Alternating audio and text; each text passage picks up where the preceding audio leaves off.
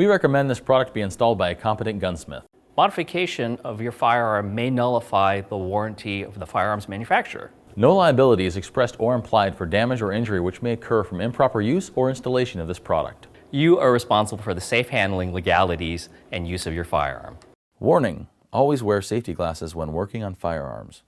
Hi guys, I'm back with another install for Apex Tactical Specialties. Today we're going to do the installation of the extended magazine release for the FNX-45 series pistol. Tools needed for this installation are a flat blade screwdriver with a relatively long shaft on it, and you'll see why in a minute, a 3/32 inch pin punch, and a 1/16 Allen wrench. The Allen wrench won't be used as an actual twisting tool, it's only going to be used as the end to hook and pull the spring out. So anything of similar shape is fine, I just use an Allen wrench because most of us have them on hand. The first step of the installation, after I field strip the frame, take the sliding frame away, I need to look into the mag well, and you can see the little spring here, these two little loops. We need to grab into one of those loops with the Allen wrench and pull it up until it stops. That's about as far as it needs to go. That pre-positions the spring so we can go in from the bottom side with the screwdriver and take the tension off and then push it out. This is really hard to see on camera, so I'm gonna do the best I can to give you guys the best perspective. I'm looking from the top of the magazine well down into the gun. I'm taking my screwdriver from the bottom. There's a little slot in the bottom inside the mag well. You can kind of follow in. I'm gonna press my screwdriver into that bottom corner. In the video you can't really see it, but there's a little bit of that spring hanging out. I need to press that spring down and up as far as I can into the mag release while at this perspective. The idea is that that spring needs to be, the little edge of the corner of that spring needs to be pushed up into the mag well, or into the mag release, and it's just kind of hard to see. So I'm trying to get in and push that guy into the mag release. Once I have it there, I can come in with my Allen wrench, and I should be able to hook the spring and pull it up. Well, in this case, I didn't catch it, so I got to try it again. When I come with my screwdriver, I want to come in on top of the spring and just press the tip of the little coil down and upward into the mag release. I think I might have gotten it there. Kind of hard to see, because I can't see it, so I'm kind of guessing as I'm doing this. But we need to press the little coil up into the mag release so it comes out. It looks like I have it loose there, so let me take a look, take my Allen wrench, and I'll hook one of the coils.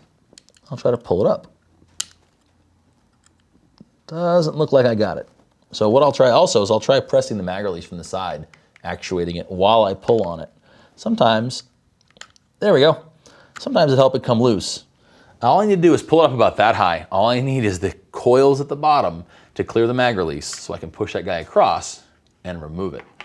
So this is what it looks like from this perspective. I have the coils far enough above the mag release area so that I can get the mag release in and out. I want to show you the difference between the factory component and the Apex component before we get started. The factory component is metal injection molded, or MIM, manufactured. The factory component will have letters and numbers on the inside from the mold markings. The Apex component is fully machined from steel and heat treated and also black oxided. We laser on the inside Apex as well as FNX for identification.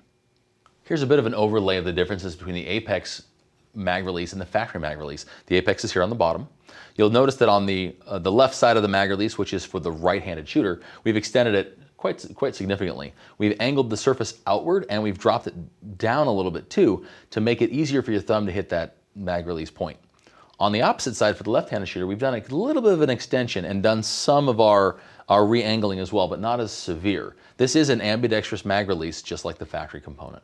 Before we install the mag release, I want to point out that the words Apex FNX should be installed where you can read them from the top of the frame if you lock the slide to the rear. So we'll put that in the gun and we'll orient it properly. So in this case, I'm going to drop this guy in, and the little triangle on the inside that holds the magazine, the arrow should point downward and the flat should be up. I'll slide that into the frame, push it all the way across, and roughly center it. From here, we'll rotate into the frame, we'll use a pin punch and install the spring. We'll show you that part next.